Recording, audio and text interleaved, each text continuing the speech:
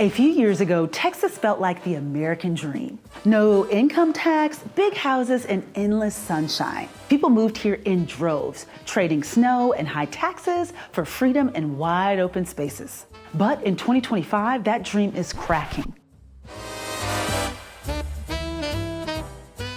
Sky-high property taxes, blackouts in 110-degree heat, housing costs that have exploded past the wages. And in 2023, nearly 500,000 people left this great state. But here's the twist. Texas still gained population overall. So yes, people are still coming, but more people than ever before are also leaving. And they're not just leaving because of money. For some, it's the climate, it's way too hot, okay? For others, it's infrastructure, and for many others, it has all to do with the fact that the state of Texas doesn't feel like Texas anymore. If you've been wondering whether to stay or to go, you're not alone. Let's talk about what's really going on.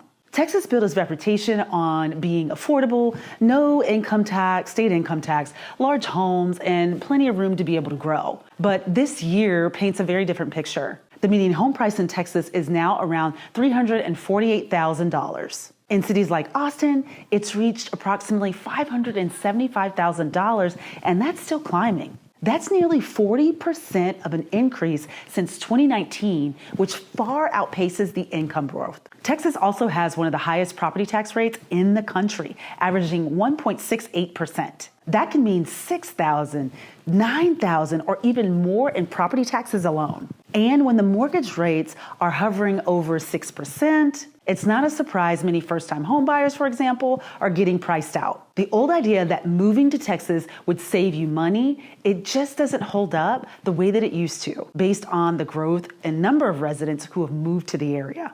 Texas has always been hot, okay? That's nothing new, but lately the weather hasn't just been uncomfortable, it's become expensive, unpredictable, and in some cases, destructive. Homeowners across the state are feeling the push. Listen, the insurance premiums have rose by 21%, and in 2024, another 19% increase. Today, the average homeowner in Texas pays close to $5,000 per year, making it one of the most expensive states for property insurance. And the reason is easy to see. In May, a massive hailstorm swept through Central and North Texas, including the Austin area where I am. The hail came down so hard and so fast, it actually reminded me of a winter storm, not spring. Yards filled with ice, driveways disappeared, skylights shattered. In some neighborhoods, you couldn't even tell it had been 90 degrees an hour earlier before the storm. And yes, actual snow plows had to clear the streets. That storm, it wasn't just a one-off, unfortunately. It was one of 4 major hailstorms this spring alone. Texans are used to the heat, but when your roof takes $20,000 of damage in May, it gets a little crazy. It's not just the weather, it's a reason to rethink everything. Texas runs on its own electrical grid.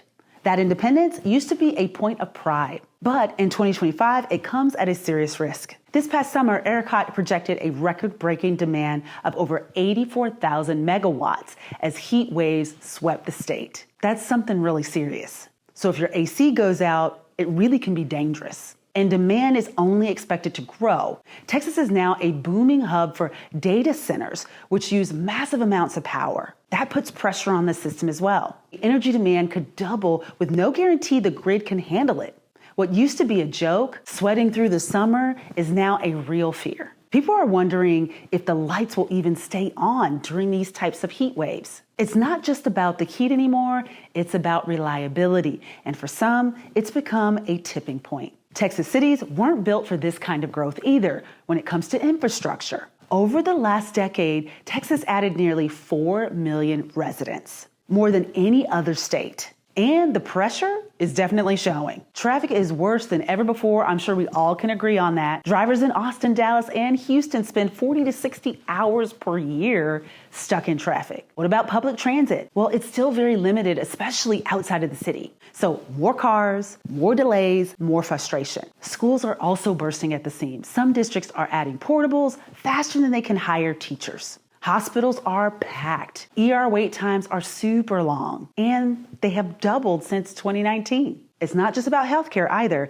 Basic systems like roads and water are cracking under pressure. Even this year, Central Texas towns issued a boil water notice. And in Austin, there were 5 major water line breaks in the last 18 months. Yes, the growth brought jobs, energy, opportunity, but in many places, it's pushing the public systems right to the very edge. Even here in Austin, a city once proud of its charm, some long-term locals are saying it's just too much. And an article by LitHub said it best, "Weird no more is what the Austin area feels like." The music's still playing, but the volume has changed. It's hard to ignore. Politics is playing a bigger role in where people choose to live as well. Texas is definitely no exception to that. This year, Texas passed several high-profile laws. One required the 10 Commandments in public school classrooms. Another defined sex based strictly on biological characteristics. For some residents, those laws align with their values, and for others, they raise concerns, especially amongst the LGBTQ plus families and civil liberties groups. A report by Guardian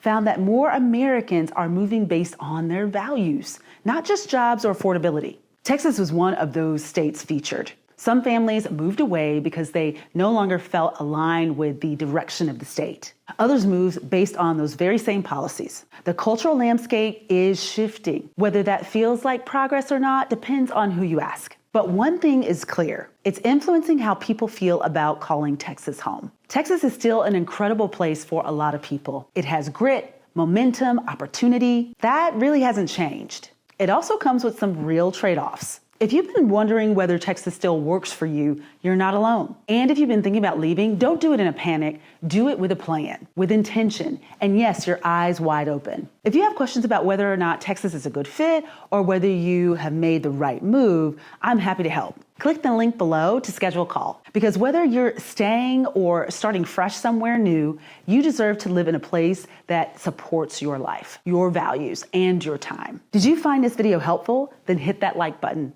And if you're feeling my vibe, don't forget to subscribe and hit that bell so that you don't miss a thing. And I'll see y'all on the next one.